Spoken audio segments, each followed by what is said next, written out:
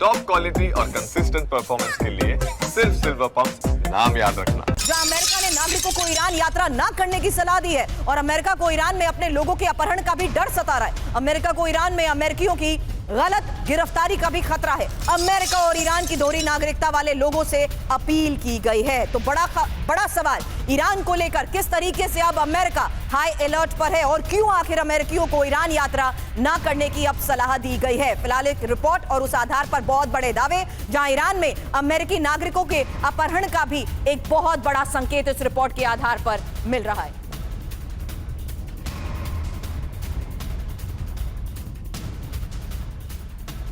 तो बड़ी खबर है ईरान को लेकर हाई अलर्ट पर अमेरिका, जहां अमेरिकी विदेश विभाग ने ईरान को लेकर एडवाइजरी जारी की है और अमेरिकन को ईरान की यात्रा करने से बचना होगा, ये अपील की गई है। ईरानी अमेरिकियों को विशेष सावधानी की सलाह दी गई है। ईरान की यात्रा करना किसी के लिए भी सुरक्षित नहीं है। अमेरिका को ईरान में अपने लोगों के अपहरण का डर है और ईरान में अमेरिकियों की गलत गिरफ्तारी का भी खतरा बढ़ता जा रहा है। हालांकि एक और बहुत बड़ी खबर है, जहां मिडिल ईस्ट पर कब्जा करना चाहता है ईरान और अमेरिका को तबाह करना चाहता है ईरान इजरायल को रास्ते से ही हटाना चाहता है। इजरायल के पीएम नेतन्याहू का यह विस्फोटक दावा, जहां ईरान के रास्ते में अकेला इजरायल है। It says death to America. Israel's merely in their way, okay? They want to conquer the Middle East first. The only country that is fighting Iran in the Middle East is Israel, up to recently. The only country. So we have... अगली बड़ी खबर, क्योंकि Britain के लिए अब बड़ा खतरा Iran बन गया है और ईरान पर ब्रिटिश सांसदों की नई रिपोर्ट में दावा किया गया है। ईरान से ब्रिटेन को लगातार खतरा बढ़ रहा है। ईरान से हिंसा, जासूसी और साइबर हमले का भी डर है। ब्रिटिश सांसदों की IRGC पर प्रतिबंध लगाने की मांग।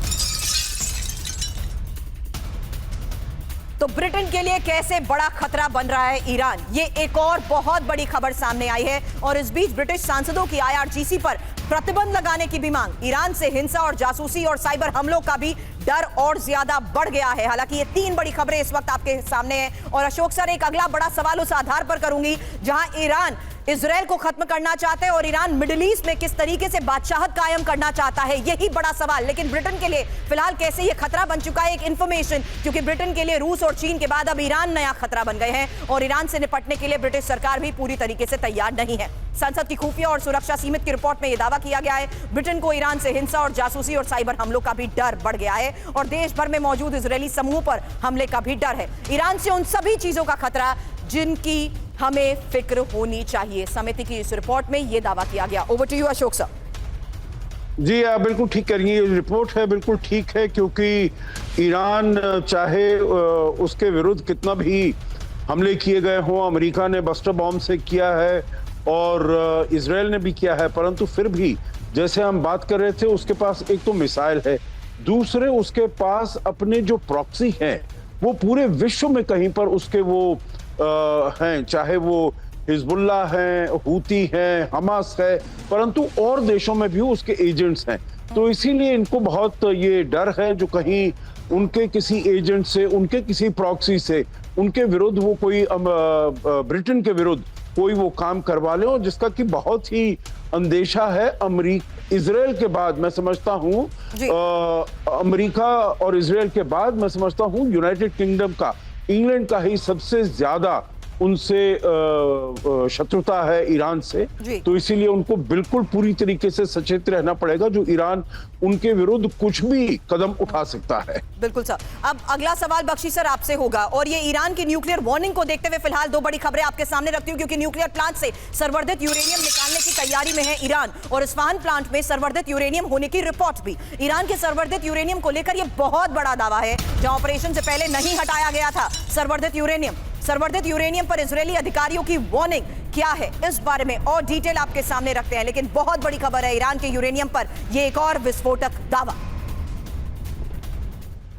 और दावा यह कि ध्वस्त इस्फहान न्यूक्लियर प्लांट से संवर्धित यूरेनियम निकाल सकता है ईरान, और इस्फहान प्लांट से यूरेनियम निकालने की तैयारी में है ईरान। हालांकि अमेरिकी ऑपरेशन से पहले ईरान ने हटाया नहीं था यूरेनियम। और इजरायली अधिकारियों की ईरान के न्यूक्लियर खतरे की वार्निंग को देखते हुए खबर समझना जरूरी है, क्योंकि सबमरीन से इस्फहान पर दागी गई थी 24 से ज्यादा टॉमहॉक मिसाइलें और अमेरिका ने ईरान के 3 प्लांट इस्फहान, फोर्दो और नतांज पर हमले को अंजाम दिया था। हालांकि फोर्दो और नतांज प्लांट पर B-2 बॉम्बर्स ने बंकर बस्टर बॉम्ब गिराए थे। हालांकि एक और बहुत बड़ी खबर है, क्योंकि ईरान के ही संवर्धित यूरेनियम पर सनसनीखेज दावा यह कि परमाणु ठिकानों से 60% संवर्धित यूरेनियम नहीं हटाया गया। अमेरिकी हमलों से पहले ईरान ने नहीं हटाया यूरेनियम, रिपोर्ट में यह दावा किया गया है। हमलों के बाद भी नहीं हटाया गया यूरेनियम। और इजरायली अधिकारी के हवाले से रॉयटर्स की तरफ से क्या बड़ा दावा किया गया है, यही एक और बड़ी इंफॉर्मेशन। और उसके बाद बख्शी सर, सवाल आपसे ईरान को लेकर, क्योंकि ईरान में संवर्धित यूरेनियम पर सस्पेंस बना हुआ है सर। हालांकि ईरान के 60% संवर्धित यूरेनियम पर सनसनीखेज दावा किया गया है। अमेरिकी बमबारी से पहले या बाद में ईरान ने नहीं हटाया यूरेनियम, और 400 किलो 60% संवर्धित यूरेनियम सुरक्षित रखने का कोई प्रयास ही नहीं हुआ। हालांकि इजरायली अधिकारी के हवाले से रॉयटर्स ने यह जो बड़ा दावा किया है, बख्शी सर समझाएं, क्योंकि यह साफ था कि कैसे ईरान के फोर्दो, नतांज और इस्फहान प्लांट पर अमेरिका ने GBU-57 बॉम्ब बरसाए थे। ईरान ने अमेरिकी हमलों के बाद IAEA की एंट्री पर भी रोक लगा दी। और अब ये एक और बड़ा दावा, जिससे सर संवर्धित यूरेनियम पर सस्पेंस बना हुआ है।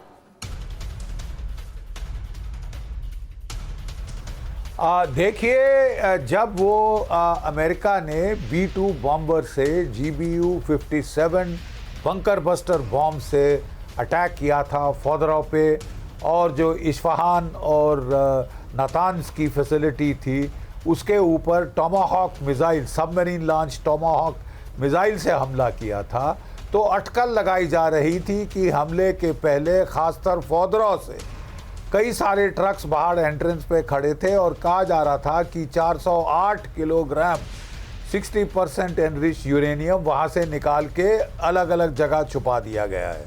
अब रिपोर्ट्स कह रही हैं कि नहीं साहब, नहीं निकाला गया था, पर वो साथ में ये भी कह रही हैं कि इतना डैमेज नहीं हुआ है। और ईरान अब भी जाके नातान्ज और इस्फहान से जो वहाँ पे यूरेनियम एनरिच्ड वहीं पड़ा था, उसको निकालने की कोशिश कर रहा है, उसकी कोशिश में जुटा हुआ है। तो ये लेटेस्ट इंटेलिजेंस रिपोर्ट है। मतलब ईरान अपना न्यूक्लियर प्रोग्राम किसी भी हालत में ख़त्म करने के मूड में नहीं है। वो कह रहा है कि चाहे मुझे इस्फहान के बॉम्ब्ड आउट